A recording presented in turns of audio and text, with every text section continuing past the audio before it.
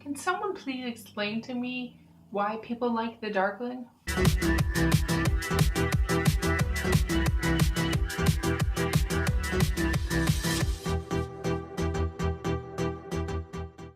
Hey dudes, what's up? It's Iron Assassin, and today I am here to review Shadow and Bone by Leigh Bardugo. Now, this book is the first book in the Gearsha trilogy, which it's this book, and then it's Siege and Storm, and then it's Ruin and Rising. And I have all three books, and of course I'm reading them, and I just finished this one. So let's get on to the review. Now, first things first. This beginning part's going to be non-spoilery. I'm just going to explain the book, and I'm going to say what I think about it. The book is basically following Alina, I think that's how you pronounce her name. Now, forewarn, this book, I believe, is very based on Russian language and Russian history. I believe. I don't specifically know, but that's what I think. So, a lot of the words in here are going to be words you may not know, and because it is like a fantasy world with magic, there's some things in here that's like, okay. But you follow Alina, and she basically is, an orphan and is depressed, and her best friend's like top dog, and everybody loves him, and she's just like, I guess I'm here.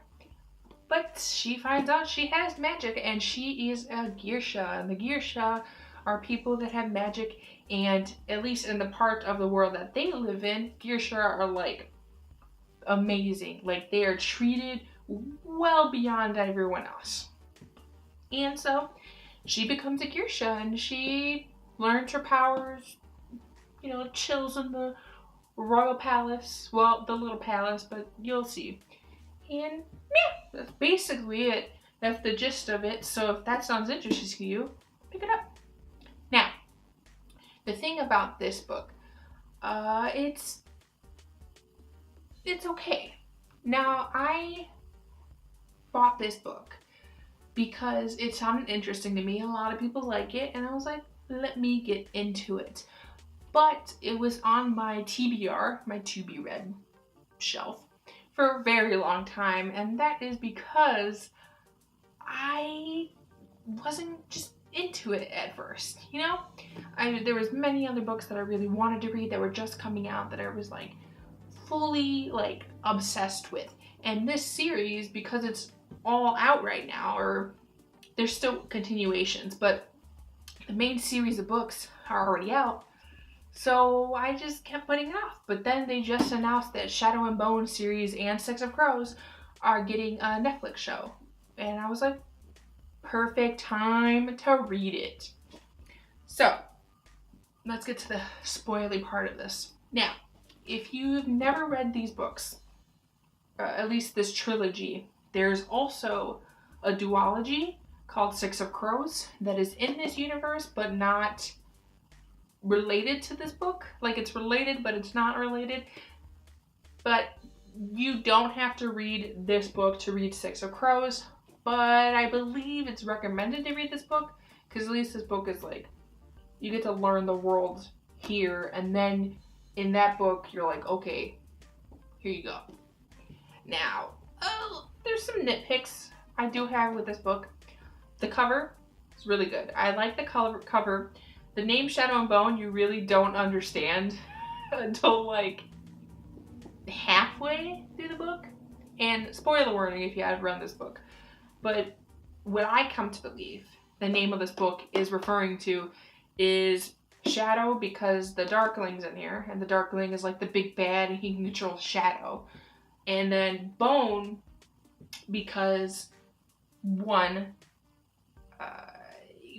Gearsha need amplifiers, or they don't need them, but amplifiers amplify their powers, and basically you use the bones of magical creatures or people or anything like that to amplify.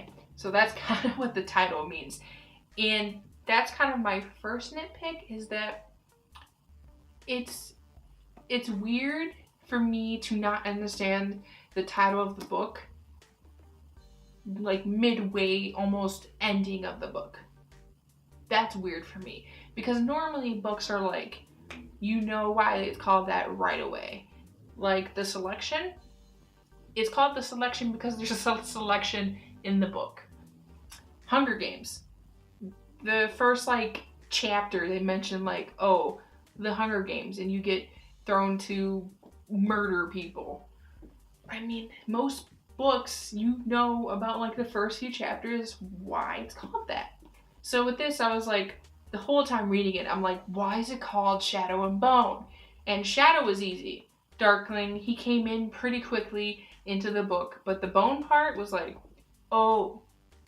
And to connect with that, the deer on this is super important. It's like ridiculously important. But it doesn't come in until like 3/4 into the book. And he's mentioned, the deer is mentioned a little bit beforehand, like in the middle of the book, but this deer doesn't appear until literally like the last few chapters. So it was like kind of like, wow, you base like a whole name series and cover off of that thing that's not, it's hugely important to the book, but it's not most of the book, shall I say. Now my second nitpick is the Darkling himself. Now at the beginning of this book, he seems to be an alright character. You know, people hate him, he seems like he's almost mistreated, and he's just set out to be the villain without anybody actually being like, hey, maybe you're not the villain. Besides the main character, she is actually like, oh, maybe he's not the main villain. And at first, I was like, okay, he seems pretty interesting. I think I can get into him. I can see why people really like the Darkling. But then you get to the end of the book, and of course, once again, spoilers. You get to the end of the book, and you find out he's actually the main villain. He is the villain. And then he just 180s. 180. Now, once you find out he's the villain, everything before the book, everything before the reveal makes sense. It makes sense that he's, you know, manipulating people and just being a bad guy because he's evil, because you get that. But when you're first reading the book, you're like, okay, especially the moment when he kisses the main character, Alina, that part just ticked me off the most because it felt literally out of nowhere, because when they kissed, they've only had like 5, maybe 6 conversations before that, and they weren't really like flirty conversations. They were conversations of, yeah, we're gonna die and there's a big giant war and we should really get on top of this. And then they just kissed, and I was like, what is happening? And then they almost like bang later on, and then all of a sudden you find out he's a villain, and you're like, what? It is insane, the 180 that happened. And I get it, it's, you know, plot twists and all these things, but even from the beginning, I was kind of like, the Darkling's gonna be evil. Like, it was kind of like, his name is the Darkling, he has shadow. If he's not the villain, he's an amazing person because I love him. But then he turned out to be a villain, and as soon as it came out that he was a villain, I hated him.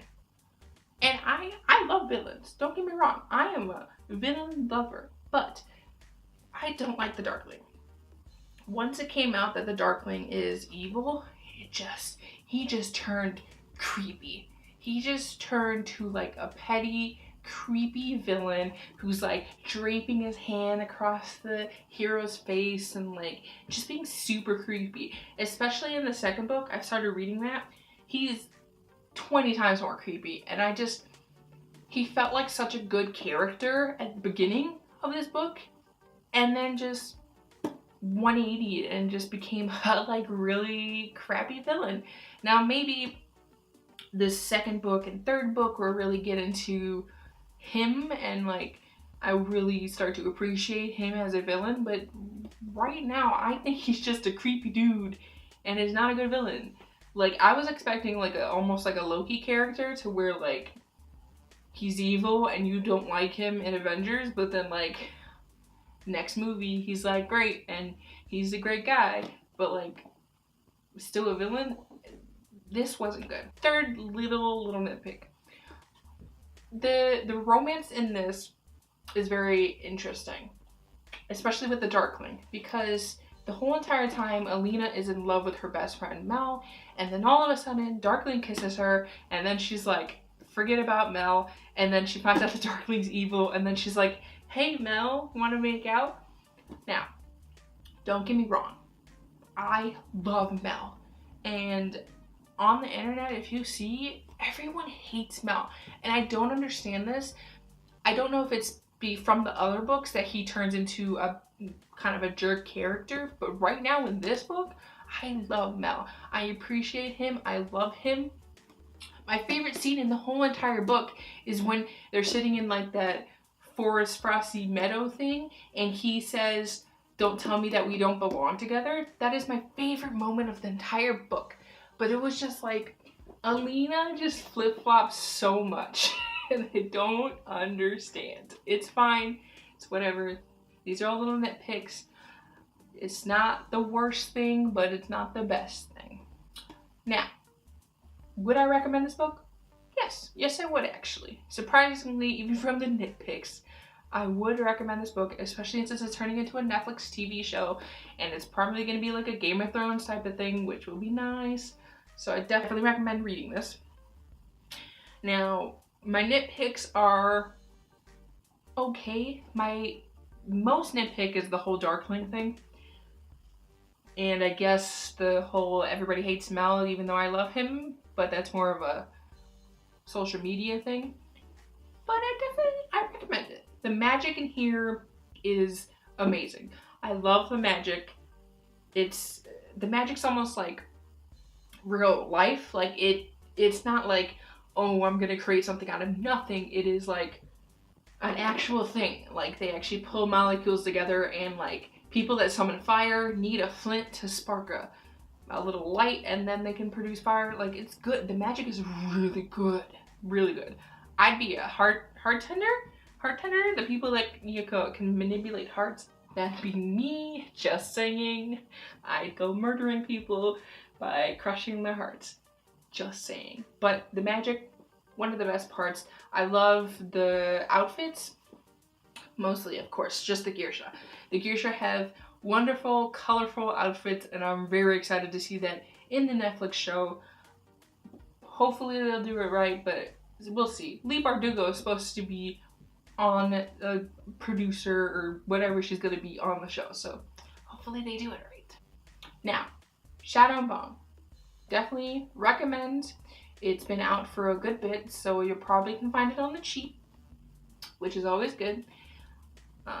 It's a good book. It is a good book. It's not like the most amazing book. It's not like, oh my god, I'm gonna obsess over it. But for right now, it is a good book. I'm getting through the second one right now, and I'll do a review on that.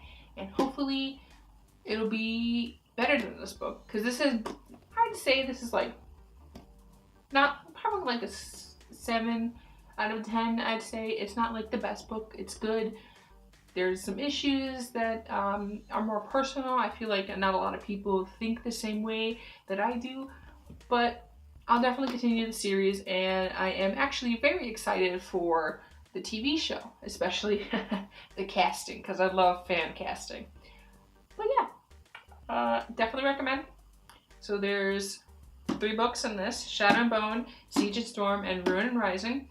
There is also a duology that's in the Geisha-verse, which is Six of Crows and Crooked Kingdom, I believe.